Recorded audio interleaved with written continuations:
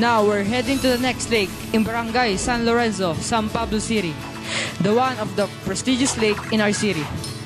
The lake with a purple arrow, Pandin Lake. It is 15 minutes away from the city proper when riding on a jeepney or other vehicles. Come and see as I get ready to explore the beautiful Pandin Lake. Tayo galing kanina umaga. Ngayon, nandito na tayo. Galing! May bayad. Wow! Yes. Stop mo. Now we're here at Pandin Lake, the second to the last lake that we gonna explore.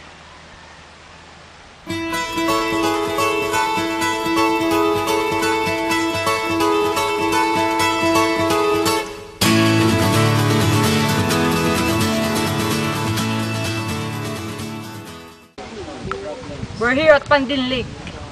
According to the legend, there was a beautiful woman named Pandin who was cursed not to step on the earth. Otherwise, something bad will happen to her. One day, when Pandin was sewing her dress, Yamboke came and asked Pandin to promenade with him. And accidentally, the ball of thread fell down in the ground, and angrily, Pandin get the ball of thread and accidentally stepped to the ground. So suddenly, there was a grumbling of sky and thunder roars, and a downpour converted the area. So there was a lake that called taken from the name of Pandin. Pandin Lake has an area of 20.5 hectares and a maximum depth of 63 meters. It has a calculated volume of 6,600 cubic meters of water in storage. Let us explore more about the oligotrophic lake, Pandin.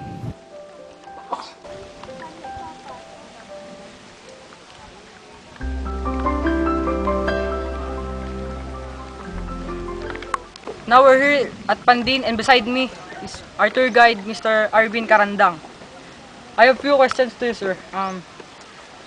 Paano nyo po masasabi na ang Pandin ay isang oligotrophic lake? Actually, hindi ako nagsabi niyan. Hindi ang mga scientista. Okay, yan yung description. Pero ayon sa pag sinabing oligotrophic, ito ay hindi suitable for fish culture. Kaya sa pool kukunti ang fish cage dito. Kasi dahil ang problema nga ay hindi man lumalaki ng gusto. Matatalo kasi ang isang namumuhunan kung halimbawa, maglalagay ka ng isda. Tapos for 4 months, ang ini-expect mo, magka-harvest ka na, nag-extend sila ng 6 to 7 months na maliit pa rin yung isda. So, ang tendency niyan ay lagyan ng feeds. Lalaki yung gastos, tapos napopollute pa yung tubig kasi nag-overfeed. Problema, hindi naman ganun kalaki din.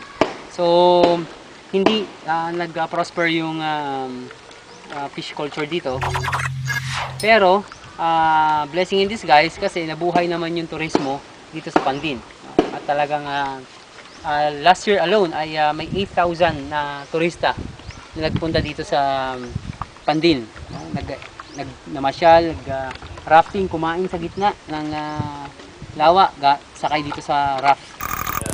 Ating mga development na bagamat ito yung ating pinakikilala na ay kulang pa. Katulad sa dako ng Pandin, ay dapat doon marami naman toilet. Sa palagay namin, isa pa ang toilet. Sapagkat meron nung isang araw, meron tayong bisita galing Australia at meron na rin man tayo nakausap na galing Vietnam.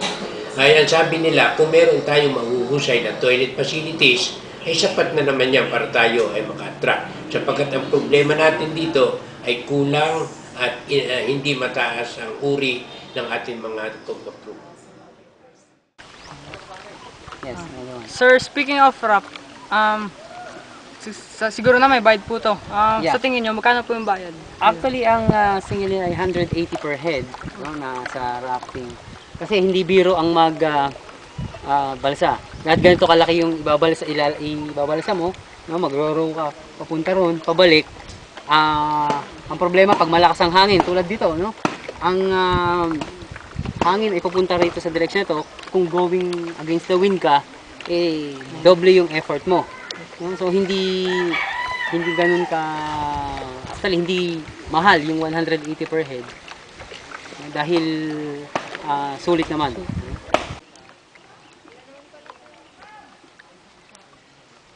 Karaniwan po di ba sa Pilipinas, mga bangkero po ang mga nag-organize dito. Napansin ko lang po sa Pandin, sabi po dito may mga bangkera din po. Actually puro bangkera sila, bangkera talaga. Yun yung isang come-on feature dito na mga girl power ang nagpapatakbo ng rafting business dito. Although tumutulong yung mga kanilang asawa. Sa Pandi naman, meron tayong kakaiba ding attraction doon dahil meron mga bangkera na ang alam naman natin na bangkero ay lalaki lang ang may kakayanan makagawa ng gano'n, ng pagsasagwan ng isang bangka. Pero pinakita ng ating mga kababaihan sa Pandin Lake, na tinatawag natin mga bangkera, na kaya din nila na ito ang magandang dahilan na paggawa nito ay makatulong sa kanilang mga asawa. Habang ang asawa nila ay nangingisda, naisipan nila na kesa naman sila sa bahay lang, kakwentuhan. So, naisip ng grupo ng mga kababaihan na asawa ng mga mangingisda ng Pandi na bakit hindi tayo magkaroon ng maliit na negosyo na attraction ng Pandin Lake. Gumawa sila ng bamboo raft, sila ang nagsagwan. At ang maganda nito, ang dahilan pa na sila ang nag-volunteer na gumawa ng pagsasagwan to protect yung mga kababaihan na po. Sir, follow up lang po. Yung bangkera, may ano po ba yan? History kung bakit mga bangkera po ang Dahil hindi available ang mga guys, no, dahil nasa bundok,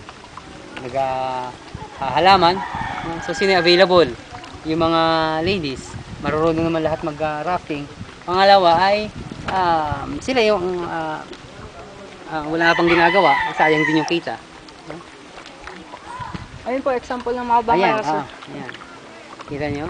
Sanay na sila, sir. Oo. Sa pagkain naman po, ano po ba pwedeng mabiling produkto dito sa Pandi? Dito may pag actually you have to order it beforehand no? Merong ginatang hipon, inihaw na tilapia, opritong tilapia, whichever you prefer, ensaladang pako. Okay? Tapos may buko juice at siyang kanin binali sa dahon. So it's a package of 180 din per head. No? Pero sulit, ang napakasarap ng pagkain.